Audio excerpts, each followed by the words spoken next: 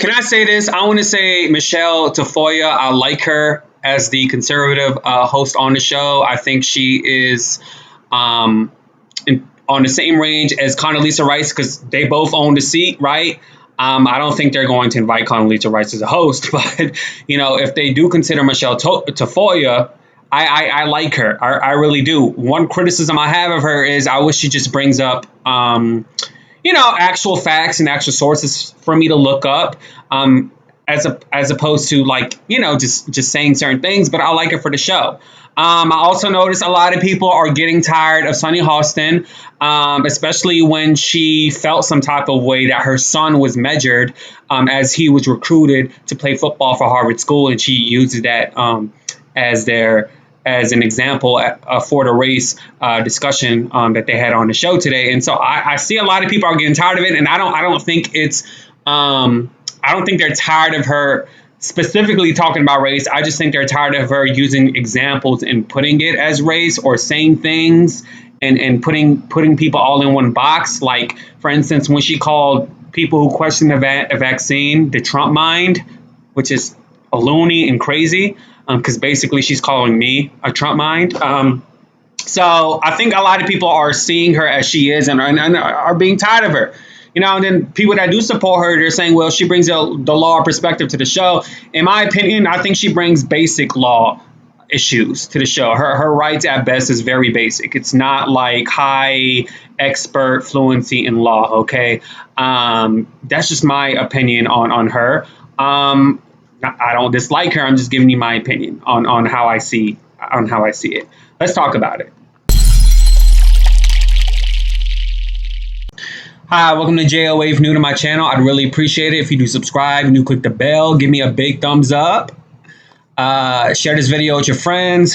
I want to know, how are you doing in this pandemic? I also want people who watch me to tell me your experiences as a Black person or as a person of color. If you ever encountered any type of racial inequity in your life, let me know in the comments below. I really want to hear your story. I want to hear what you have to say, because it's one thing to actually see it and read it, and it's another thing to actually to hear about it in reality and see it in reality. So watch this clip and I'll come back with some more. People want to know what is being taught in your school. Go over to the school, get an idea of the curriculum, because they will give it to you. They will show you anything you want to know. But Whoopi, people were watching their kids online throughout the pandemic, and they heard a lot of this, and they recorded a lot of this. It may not be exactly what CRT is, but there is a lot of racialized teaching. Well, I'm not talking about teaching slavery here. That's you fine. do remember you remember what happened during the pandemic. I think George Floyd happened during the pandemic. In my hometown. That's why people were talking about there was a racial race. There was a whole bunch of stuff going on. I hate to break it to you with two young kids in school, but it's been going on long before George. Well, I will tell you this, and I hate to break it to you, that most schools that I'm aware of have tried to teach the history of how this country has gone on. Absolutely, and it should. Good, bad, and ugly, it should. And you cannot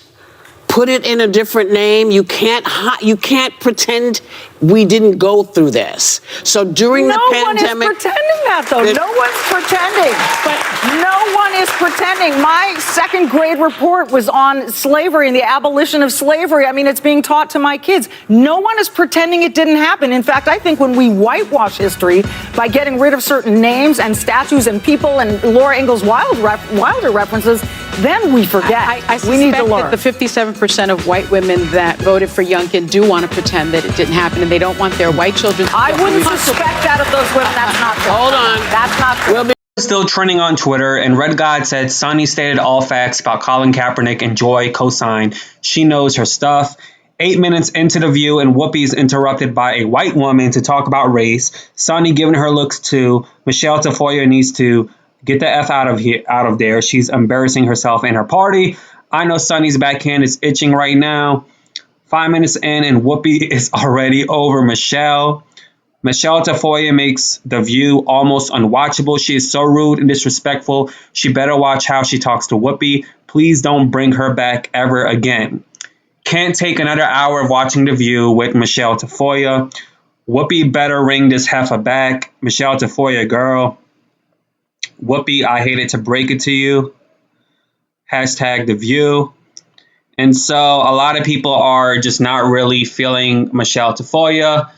And I personally disagree. A lot of people, they want their Aaron Navarro because Aaron Navarro pretty much succumbs to, the narrative of what The View stands for. You have Whoopi, you have Sunny, you have Joy Behar. They all basically have the same views.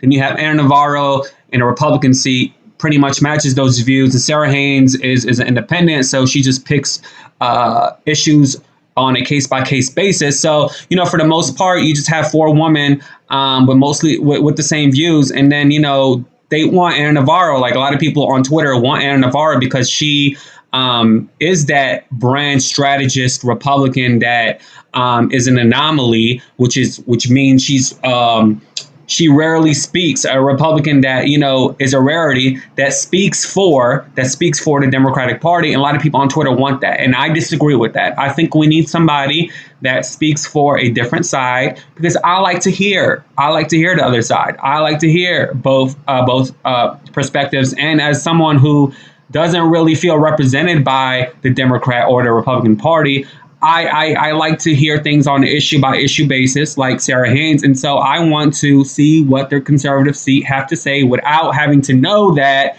the person in the conservative seat is going to basically represent the other host. So no, we don't need Aaron Navarro full-time. And I think Aaron Navarro does not want the job full-time, okay, because she's too busy for it. And so I like to hear the other side. But with that being said, y'all, I want to hear what you have to say in the comments below. Be sure to subscribe and click the bell so you'll be the first to know when I upload. It really does help my channel if you share the video with your friends and your family. I know y'all got friends. I know y'all got family. Y'all not like me with no friends. Y'all have friends and y'all have family, okay? Give me a thumbs up. Share this video to the core. It tells me if you share it or not, so make sure you share it on your social medias. And I'll see you guys in another video. Deuces. Yay!